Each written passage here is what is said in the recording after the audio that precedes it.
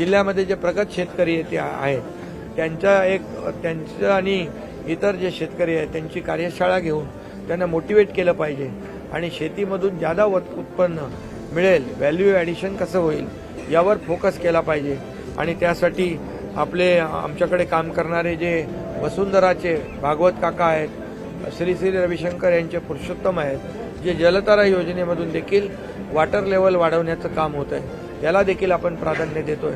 जे जलस्रोत आहेत त्याचं खोलीकरण करणं, रुंदीकरण करणं यावर भर देण्याचं आपण सूचना केलेल्या आहेत, जेणेकरून पावसाळ्यानंतर देखील आपल्याला बारमाही या ठिकाणी शेती करता येईल आणि पिकं घेता येतील। आणि म्हणून यामध्ये आणि त्याचबरोबर शेती जी अवजार बँक आहे त्याला प्राधान्य प्रमोट करण्यासाठी शेतकऱ्यांना जी यंत्र लागतात ती देखील देण्याचं काम या ठिकाणी होणार आहे।